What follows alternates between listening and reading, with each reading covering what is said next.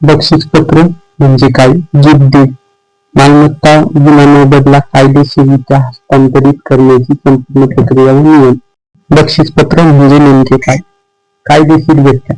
मालमत्ता हस्तांतरण कायदा 1882 च्या कलम 122 नुसार जेव्हा एखादी व्यक्ती स्वतःच्या मालकीची कोणतीही जंगम किंवा स्थावर मालमत्ता स्वइच्छेने कोणत्याही आर्थिक मोबदल्याशिवाय दुसऱ्या व्यक्तीला हस्तांतरित करते तेव्हा त्या दस्तऐवजाला बक्षीसपत्र असे म्हणतात. महत्वाचे घटक. दाता. मालमत्ता बक्षीस म्हणून देणारी मूळ मालक व्यक्ती. दानग्रहिता. मालमत्ता बक्षीस स्वरूपात स्वीकारणारी व्यक्ती. बक्षीस कायदेशीर होण्यासाठी लाभार्थीची स्वीकृती अत्यंत महत्वाची ठरते. नोंदणीची कायदेशीर गरज. नोंदणीशिवाय कायदेशीर वैधता नाही. नोंदणी अधिनियम 1908 च्या कलम 17 नुसार स्थावर मालमत्तेचे बक्षीसपत्र नोंदणीकृत करणे बंधनकारक आहे. साध्या कागदावर किंवा स्टॅम्प पेपरवर केवळ लिहून दिलेले बक्षीसपत्र न्यायालयात ग्राह्य धरले जात नाही. नोंदणी प्रक्रियेची दात्यासोबतच 2 विश्वासू साक्षीदाराची स्वाक्षरी आणि उपस्थिती अनिवार्य आहे. हस्तांतरणाची पात्रता व अटी. दात्याची पात्रता. बक्षीस देणारी व्यक्ती सज्ञान आणि मानसिकदृष्ट्या सक्षम असावी. फसवणूक किंवा दबावाखाली केलेले बक्षीसपत्र अवैध ठरते. मालमत्तेचे प्रकार. केवळ दात्याच्या मालकीची आणि सध्या अस्तित्वात असलेली स्वकष्टार्जित मिळकतच बक्षीस देता येते. भावी मालमत्ता देता येत नाही. वडिलोपार्जित मर्यादा. वडिलोपार्जित मालमत्तेत इतर सहहिस्सेदारांची संमती असल्याशिवाय संपूर्ण मालमत्तेचे थेट बक्षीसपत्र दुसऱ्याच्या नावावर करता येत नाही.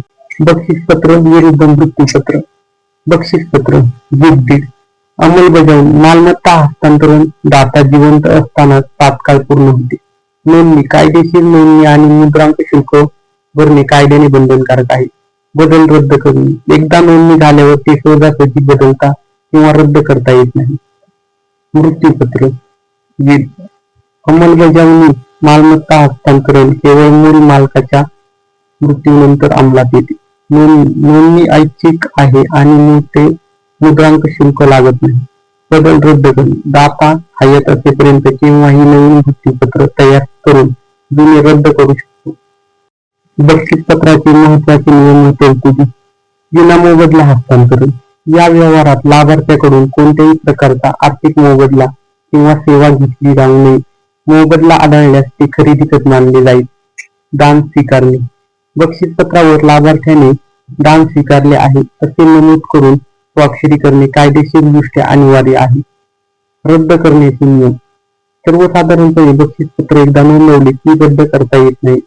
केवळ फसवणूक सिद्ध झाल्यास किंवा मूळ दस्तऐवजामध्ये रद्द करण्याची अट असेल तरच कोर्टाद्वारे ते रद्द होऊ शकते. फेरफार नोंद व सातबारा. मालकी हक्क पूर्ण करण्याची अंतिम पायरी. बक्षीसपत्राची निबंधक कार्यालयात यशस्वी नोंदणी केल्यानंतर स्थानिक महसूल कार्यालयात मिळकतीवर फेरफार नोंद करणे आवश्यक आहे. फेरफार का महत्वाचा आहे? सातबारा उतारा, आठव खाते किंवा मालमत्ता पत्र प्रॉपर्टी कार्ड वर फेरफार नोंद झाल्याशिवाय शासकीय दप्तरी नव्या मालकाचे नाव अधिकृतपणे कळवले जात नाही.